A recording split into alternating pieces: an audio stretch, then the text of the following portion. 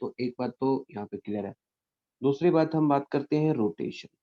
Rotation में जब भी कोई बॉडी रोटेट करता है तो यहाँ पे मैं फिक्स्ड एक्सिस ऑफ रोटेशंस की बात कर रहा हूँ। Suppose that centre of mass के अबाउट ये बॉडी घूम रहा है, तो हर पार्टिकल्स, इस रिजिड बॉडी के हर पार्टिकल्स की जो वेलोसिटी होगी वो v equals to omega r से हम ऑब्टेन करेंगे।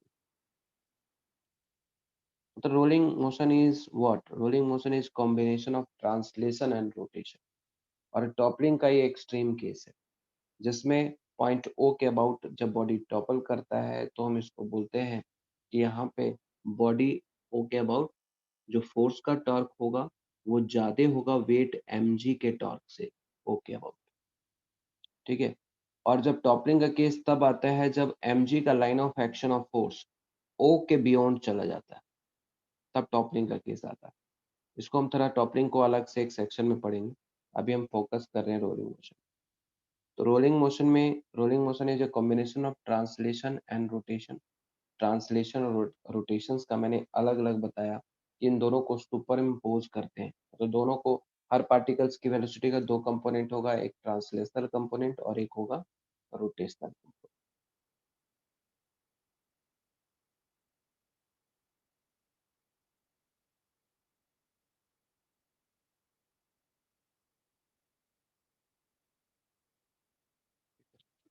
अब यहाँ पे जैसे आते हैं, जब भी कोई बॉडी सपोज डिस्क है और ये रोल कर रहा है, रोल करने का मतलब है पॉइंट ओ तो रेस्ट में होगा। अब इसके सेंटर ऑफ मास की वेलोसिटी वी सी हम बात करते हैं और सेंटर ऑफ मास के अबाउट जो रोटेशन है वो हम ओमेगा बात कर रहे हैं। अब हर पार्टिकल्स की वेलोसिटी असाइन करते हैं। मेनली हम टॉप मोस्ट पार्टिकल और बॉटम मोस्ट पार्टिकल की वेलोसिटी को असाइन करते हैं। जो टॉप मोस्ट पार्टिकल है उसको एक वीसीएम इधर की तरफ होगा प्लस ओमेगा आर भी इसी डायरेक्शन में होगा। ऐसा क्यों? क्योंकि देखो क्लॉकवाइज घूम रहा है तो इस पे जो टेंजेंशियल जाएगा हर पॉइंट पे वो ओमेगा आर इस तरह से टेंजेंशियल जाएगा हर पॉइंट। तो एक तो ओमेगा आर टेंजेंशियल हर पॉइंट पे दे दिया। अब बॉटम मोस्ट पॉइंट ओ पे आप वेलोसिटी की बात करते हैं तो इसको हम ऐसे क्या लिख सकते हैं?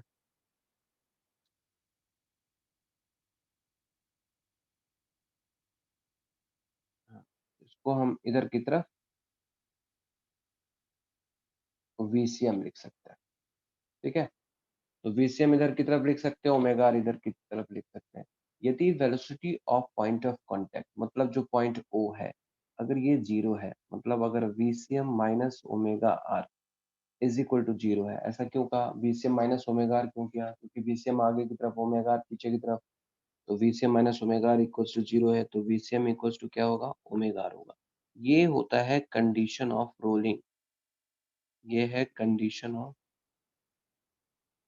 Rolling, right.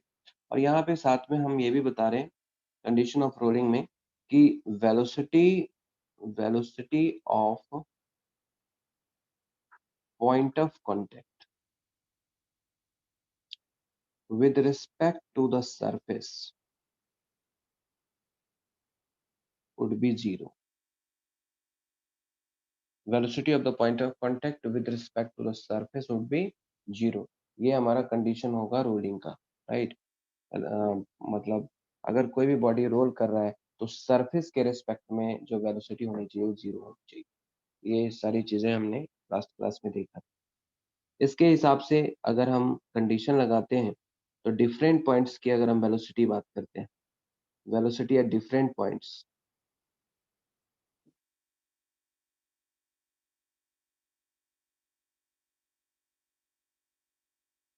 यहाँ पे वेलोसिटी जीरो है, यहाँ पे टू भी है। अच्छा, यहाँ पे वेलोसिटी इधर की तरफ ओमेगा आर था तो वी लिख दिया, इधर की तरफ एक वी है। इन दोनों का रिजल्टेंट इधर की तरफ रूट टू वी होगा।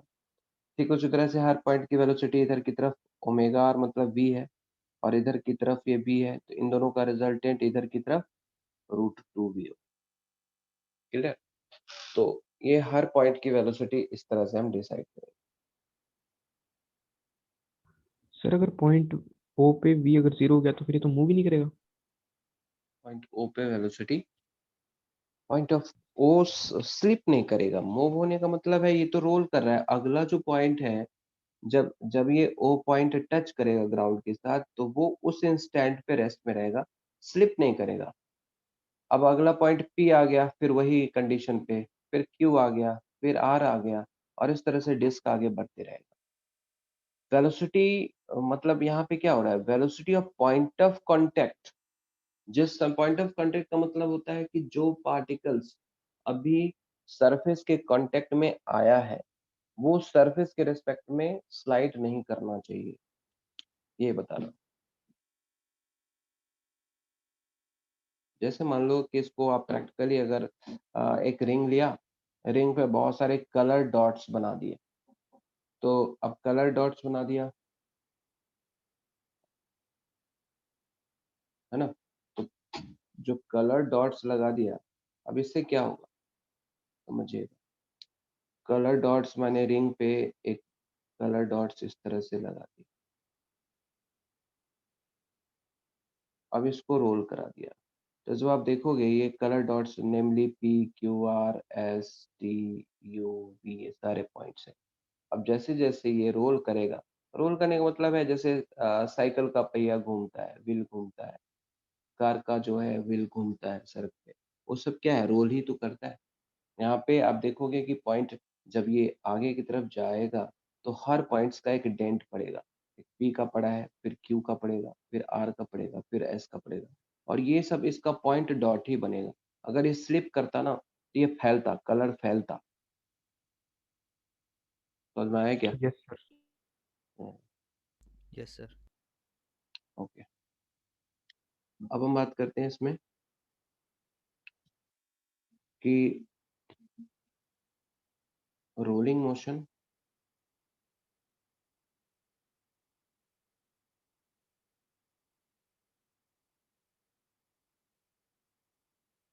Rolling motion with